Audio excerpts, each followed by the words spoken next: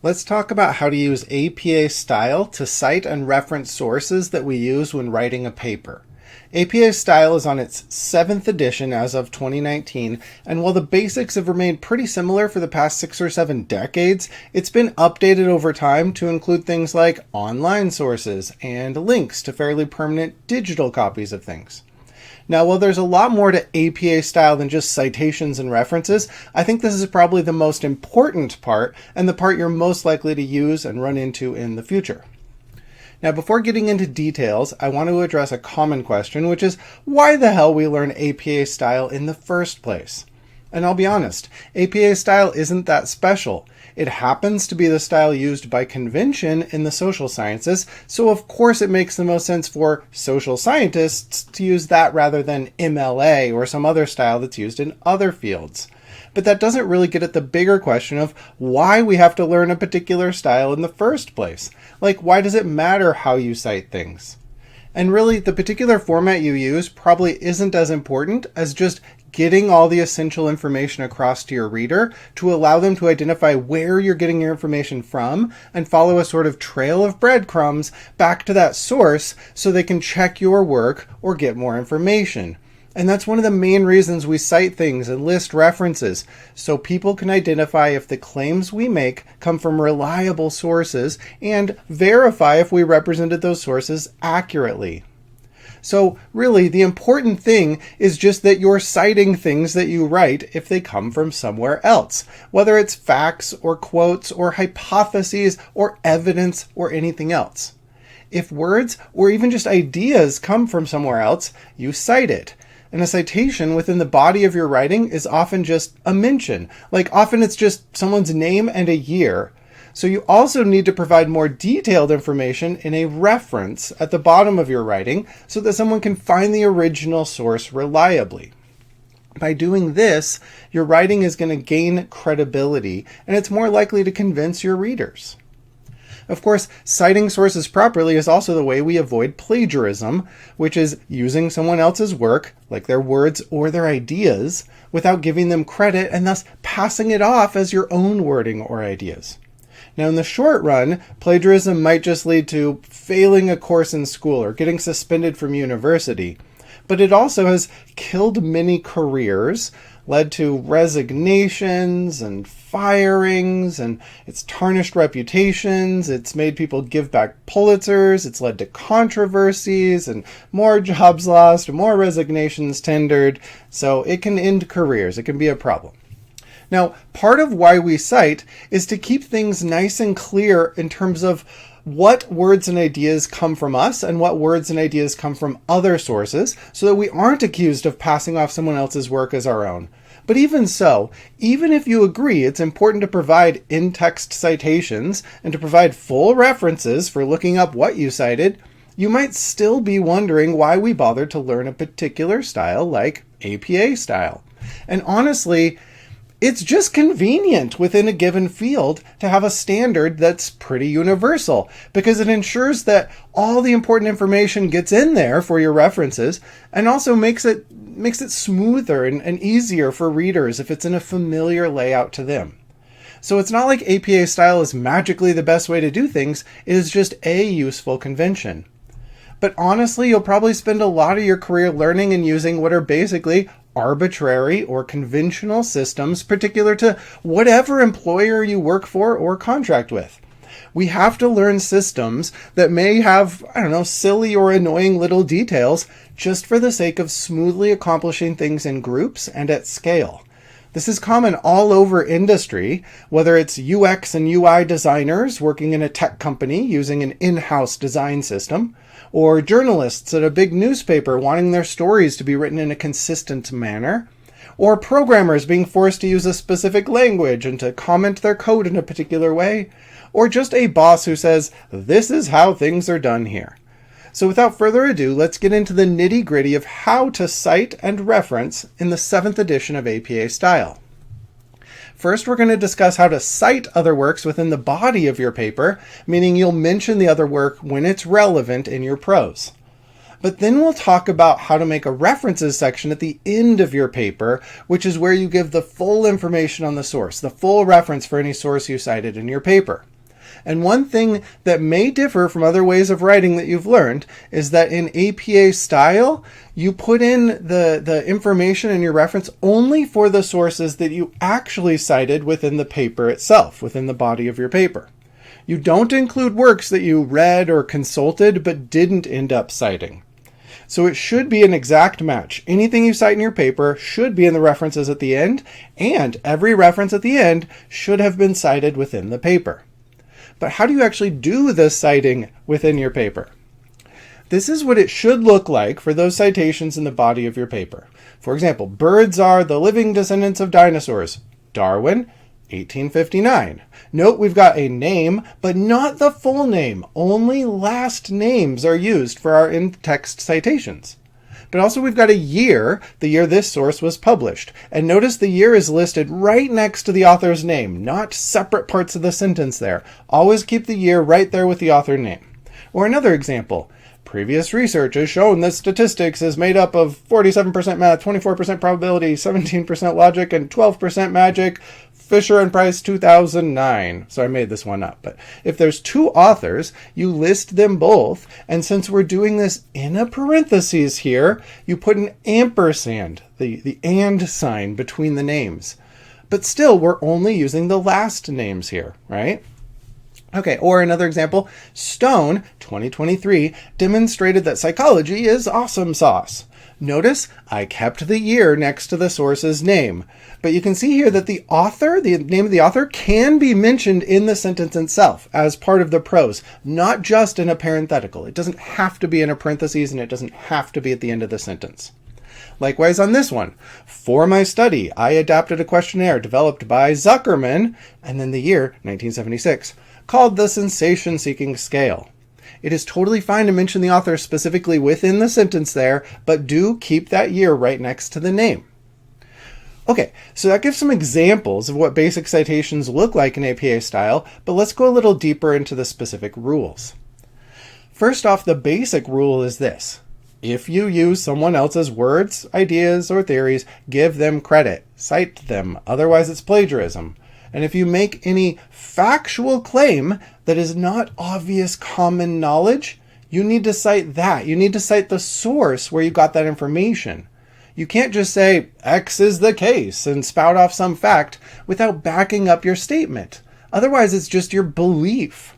So don't say, pigeons have a better memory than mice, unless you can point to a source, point to some evidence to back that up.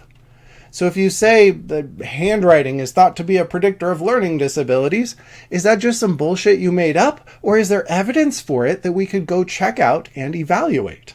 If you got the information or saw the claim in someone else's work, then you cite that source. And if you say something factual that is common knowledge, like the capital of Sweden is Stockholm, then that is okay. No need to cite that. But again, if you make a factual claim that's not common knowledge, like in 2014, the population of Sweden was 54% male, then you do need a citation. Okay, other examples of cites that you might make in the body of your paper. You want to cite articles like for any important definitions that you got from other people. Like even if you didn't use their exact wording and there's no direct quotes, no quote marks from you, if you got the definition from somewhere else, you'd still need to cite that source. So for example, if you read a 2009 article by Zuckerman talking about the sensation-seeking scale that he developed and what sensation-seeking is, that's where you got this definition, then you need to make it clear this came from Zuckerman, even though you paraphrased the definition into your own wording. Basically, when in doubt, I recommend including a citation. Especially when you're first learning a technical writing style like this, it is better to oversight than to undercite. And it is totally okay to cite the same article multiple times, even for different purposes, like first to establish an important definition, and then later to support a factual claim elsewhere in your paper. And an important note I want to mention here is citing an article does imply you personally read that article, or at least you skimmed through it and got the information from the article yourself. So you're sort of putting your reputation on the line here. just finding a random article that sounds kind of relevant based on its title, or if it's like listed at the bottom of a related Wikipedia page, that is not sufficient if you didn't actually get that article and look at it. Especially since it might turn out that the source you use didn't really substantiate the claims you cited it for. Maybe it becomes clear you lied about using it as a proper source if someone digs into it. So you need to make sure you actually read what you use. But okay, let's go back to the nitty-gritty kind of layout rules. So the most common way that you'll see something cited in APA style is a parenthetical at the end of a sentence, like this example here. But it's also common to see an author name or pair of authors, if there's multiple or whatever, but mentioned as part of the sentence wording itself, and then just have the year be in parentheses. Again, though, make sure that the year is right next to the name. Those should go together. Finally, sometimes you'll see versions when people write it out and put a citation in there that'll put both the year and the names within the sentence itself, within the prose, the wording of the sentence, kind of avoiding parentheses altogether and just making that information flow within the prose itself, like in this example. That is totally valid in APA style as well. Now, it's easy enough if there's a single author for the source you're citing, you just use their last name. But what if there are two authors? In that case, you cite them both in the original order that they were listed as authors in that source. So for example, Stone and Johansson, 2023. Now, if their names are within a parentheses, if you're listing them in a parenthetical to cite them, then you use an ampersand. That's the and sign, rather than actually writing out the word and. So if it's in parentheses, you use an ampersand. But if you put their names in the text of the sentence itself, like at the bottom here, then you do write out the word and. Now, what about if there's three or more authors? In this case, it could get kind of overwhelming, not to mention really break up the flow of your prose a lot, if you're going to list out a whole bunch of authors. So anytime that we have three or more authors for a source, then when we're citing it in the text, we just mention the first author, followed by this little Latin phrase, which is et al., which means and others. So Fuentes et al. 1997 means Fuentes and at least two other people. We'd have to look at the reference section to find the full list of names, but here in the text of our paper, it's basically like saying Fuentes and company, or Fuentes and colleagues, or Fuentes and friends, wrote this, showed this, gives this evidence. Notice there is no period after the et part, just the al part in this little Latin phrase. Now, even if you're writing it outside of a parentheses, you still use that Latin phrase when there's three or more authors. So, according to Fuentes et al., 1997, blah, blah, blah. Notice there's no comma between Fuentes and the Latin phrase et al. Because you wouldn't put a comma if you had written it out in English as, Fuentes and colleagues or Fuentes and friends. Okay, so just to confirm, if there are two authors, list them both and do an and between them, or if it's in a parentheses, use the ampersand symbol, right? But for three or more authors, just use this et al. Phrase after the first author's name. Now, what happens if you've written a sentence that involves ideas from two or more sources, or where you want to back up some claim that you made with two or more different sources that provide data to support that statement? And the answer is, within the parenthetical where you're giving the citations, just sort those different sources alphabetically, using the last name of, the primary author. Whoever the first author is, use their last name to sort the different sources alphabetically. And then you'll separate each of those sources with a semicolon. So here's an example. Seattle grunge rock from the 90s has been scientifically proven to be awesome. Notice I put Cobain, the lead singer of Nirvana, alphabetically before Cornell, the lead singer of Soundgarden, even though that one came earlier in time, right? And in turn, Cornell comes alphabetically before Vedder, the lead singer of Pearl Jam. It doesn't matter what year the source is. We've got a 1992 source listed before 1990 here. Doesn't matter because we're doing it alphabetically with APA style.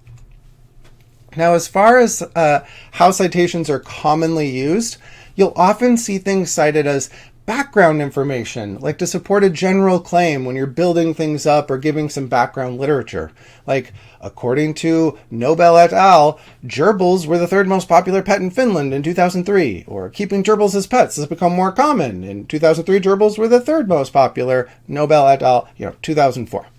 You'll also commonly see sources cited to define terms, like when you've paraphrased the definition into your own wording. So, according to Davis, spatial intelligence is a species' ability to navigate its environment, or successfully navigating their environment is one way to define a species' spatial intelligence. And in both cases, you can see we've listed Davis as a source for that, even if we didn't take a direct quotation and put quotes around it, even if we put it in our own words. Now, you're also going to use citations to build an argument. So, going back to that gerbil example, many consider gerbils to be highly social animals, and we cite maybe Burkhardt here, which may explain why they're gaining popularity as pets. For example, in 2003, gerbils were the third most popular pet in Finland, and we cite another source for that bit. Likewise, you might cite to justify a research hypothesis that you're going to be testing in the article that you're doing, right? If you're going to report some new results or something, then earlier on in the introduction section, you need to justify your research hypothesis, like why you're testing this. So for example, since gerbils are social animals, and you cite this bit, and since species that are highly social tend to perform well on spatial intelligence tests, and you cite this bit too, then we hypothesize that gerbils would perform significantly better than a non-social species, like hamsters, on a task designed to measure spatial intelligence. Notice how an argument was sort of built up here in order to create a prediction, a hypothesis about some difference, in this case between hamsters and gerbils, but we used sources, we cited sources to back up the key premises of the argument that led to that prediction. And finally, you will use citations anytime you take a direct quotation from a source, in which case it is essential to put quote marks around the wording that you took from the original. And for APA style, we don't just cite the source of the quote, but also give the exact page number so that someone can find it easily. Now, one thing I'll suggest is, in general, don't use a lot of direct quotations if you can help it.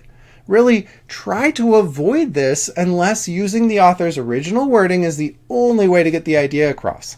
Because often, quoting is a sign you didn't understand the article you're citing well enough to put it in your own words. If you're quoting a bunch of technical sentences or passages left and right, it suggests you didn't actually process those sentences or those passages fully if you can't put it in your own words. So here's an example of formatting for direct quotes. Smith and Wesson claimed that for some men, large guns make up for inadequately small egos. I'm just making this up. Then in parentheses, you put the page number using P.32. Or some researchers advise avoiding a lot of direct quotations. Stone, 2024, page 1, right? P.1. But, okay, that's probably enough for APA-style citations. This is how we mention sources when it's relevant within our paper itself. But all we've really given in most of these cases is a name and a year. Or if there's multiple authors, then some names and a year. So how would someone track down the original source from just that? And for that, we're going to need a references section at the bottom of our paper. So this, on the right here, is what an APA-style references section will look like. It actually starts on its own page at the end of your paper after all the main text. And when you start that new page, you put the word references at the top, centered and in bold. You'll also notice the whole thing here is double spaced, and that's going to be the case for the rest of the APA style paper as well. Now, in the references section, you need to provide the reference for every study you cited in the main text, but do not reference anything that you didn't cite inside the paper. So this is not like a bibliography or a works cited that some other styles use where they want you to throw in anything you consulted. Also, the key thing about each reference entry itself is that APA style ensures you give enough information by following the proper procedures here, the proper layout, and getting everything in there. You give enough information for someone to find the original work, basically to check the trail of breadcrumbs that you've left. Okay. Now for organizing the section, the whole references section, you sort the entire list of references alphabetically by the first author's last name. So don't remix the author order within a given source. Rather, just look at the main author on each source, on each entry, and use their last name to sort the whole list. Now, if you're citing multiple different works by the same person, you've got a whole bunch of things by one person, just put the earliest one first, the earliest year first.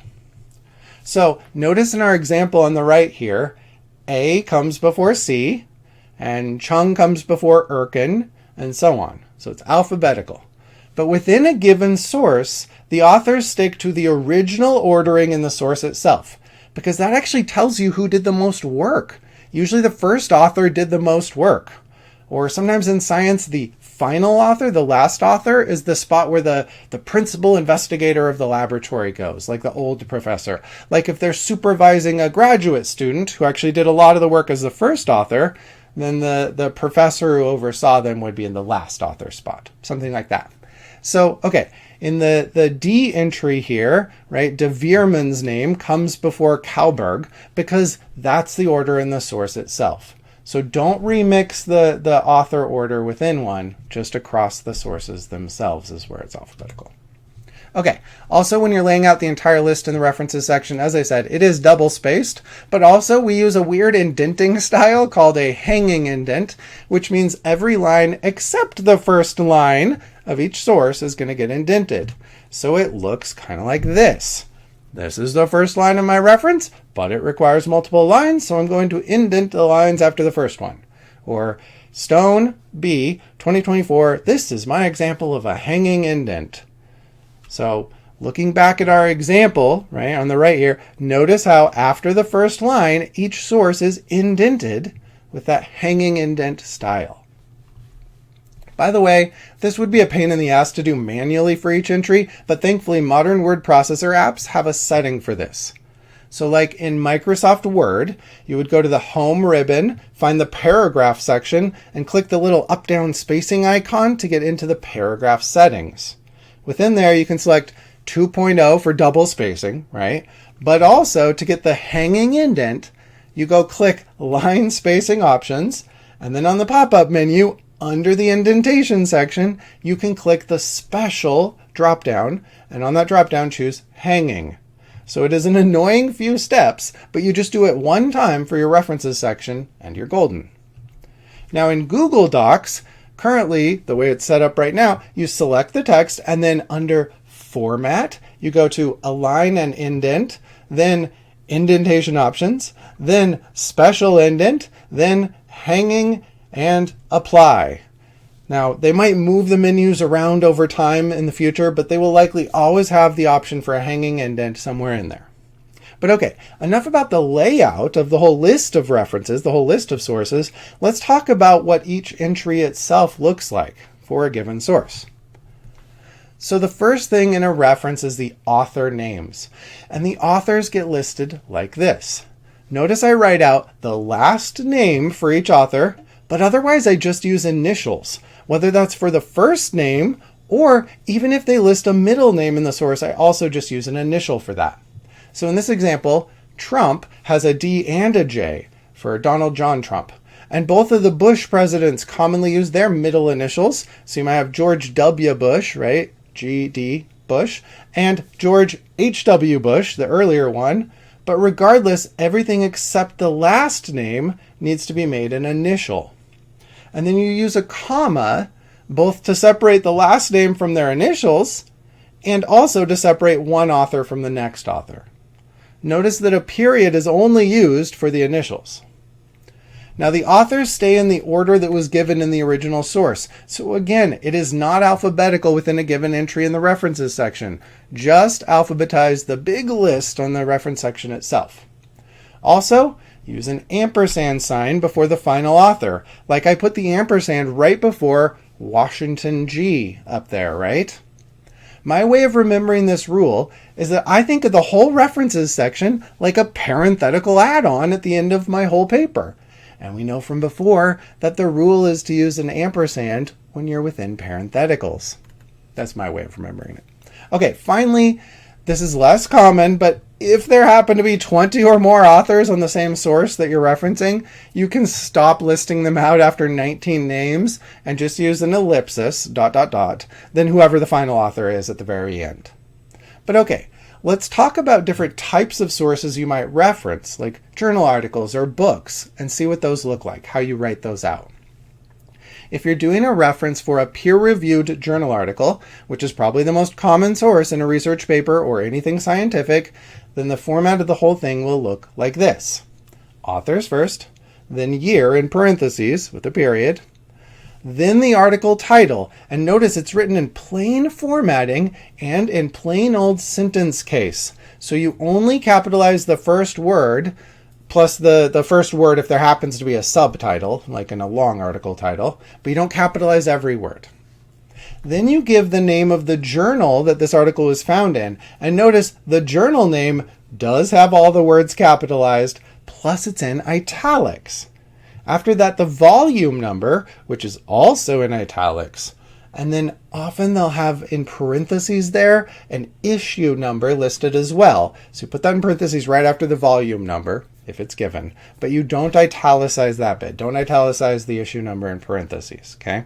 Then you give the page numbers. Again, no parentheses, just give the page numbers, put a period there, and then the final bit is a DOI, which stands for Digital Object Identifier. Basically, this is a standardized link to a fairly permanent storage place for the article that is meant to last for decades. Even if the original web host shuts down, things are set up so that this link will always point to wherever the article is currently archived. That is the DOI, or Digital Object Identifier.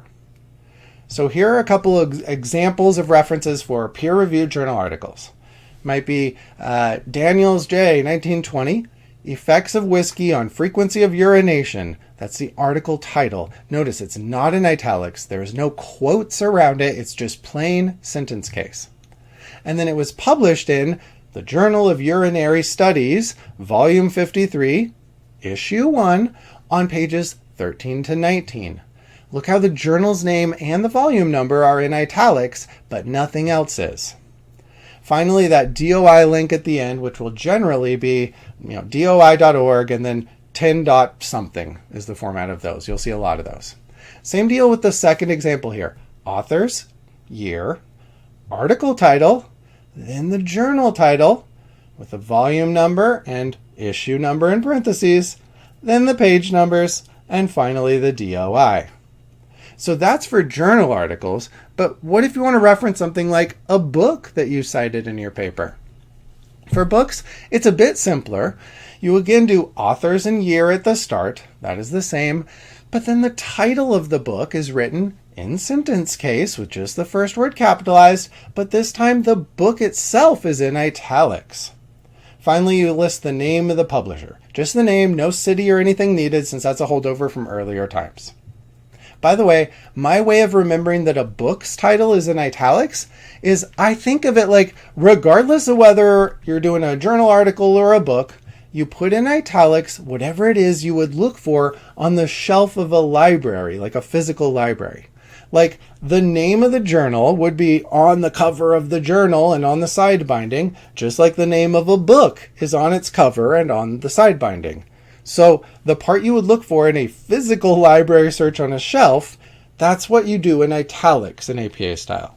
That's why book titles are in italics, but article titles are not, because articles are just one of many articles within a single journal issue. At any rate, here are some examples of APA-style book references with a couple famous ones from the past. So Kinsey's groundbreaking work on human sexuality has name, year, then the book title in italics, and finally lists the publisher. Or one of Darwin's more excitingly titled books, The Formation of Vegetable Mold Through the Action of Worms with Observations on Their Habits, and again the publisher name. Now there's one other type of reference you might run into fairly often, and that's when you cited a chapter within an edited book. An edited scholarly book often might be made up of a bunch of chapters where each chapter was written by different researchers, different sets of authors. So the APA formatting in that case, it looks like this. You do authors and year at the start, as always, just the authors of the article that you're citing within this book, or the chapter you're citing within this book, right? Then you give the title of that chapter in your normal font, sentence case, just like a journal article's title. But now we're going to say what book this chapter was found in. And we want to make it clear it's an edited book, meaning one that some editor compiled the chapters into. So after the title of our chapter, the one that we're actually citing, we're going to say it's found in, and then give the editor's name. Oddly enough, you put their first initial here before their last name. Don't ask me why.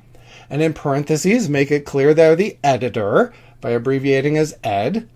And at that point, you give the title of the entire edited book. And it's in italics, like all book titles. And now finally in parentheses, you give the page numbers of this chapter that you're actually citing, the chapter you actually are worried about here, the bit of the book you're actually referring to. And then finally, like any other book, you put the publisher at the end. Okay, obviously there are other situations where you'll be citing things and need to reference sources other than a journal article or a book or a chapter. Sometimes that means an official government or organization's publication that doesn't list a specific author, or a magazine or encyclopedia, or various electronic sources like blogs, bulletin boards, YouTube videos, or social media posts. And all of those have their own rules for how to format them, but it would be kind of nuts to try and memorize all of those details. So instead, for these less common situations, you can just look up the formatting as needed, which could mean cracking open your copy of the APA style manual, if you have one, but also you can just search keywords like APA style 7th edition references, plus maybe, YouTube or blog post or whatever it is you're trying to reference. Personally, I usually default to a nice guide hosted by Purdue's Online Writing Lab, which you're generally going to run into when searching for APA style and some other keyword anyway. All right, that's it for the essentials of APA style citations and references. Remember, citations are what we call the in-text mentions of a source, right, in the body of the paper itself, where you just give the name and the year, often in a parenthetical at the end of the sentence. Whereas references is the section at the end of your paper that lists more detailed information in a consistent and predictable way for all of the sources that you cited above. And that section at the end has some specific formatting in APA style, where the main things to remember are the word is bold and centered up top, then you're double spacing it all, you use a hanging indent for all those entries, and you sort the list alphabetically, although within a given source, don't reorder the authors. Hopefully you found this helpful, and you may need to refer back to it or take some notes or print out a cheat sheet until you get used to all the details. But honestly, you will get most of it right most of the time if you just visually compare to some example citations and references. So you might keep an example APA paper handy, and you can see if your writing and your sections look visually similar before you turn in your work. I realize this can all seem like jumping through a lot of arbitrary hoops, but it genuinely does help a bunch of people working in similar fields to communicate in reliable, predictable ways that ensure all the relevant information is there when they need it.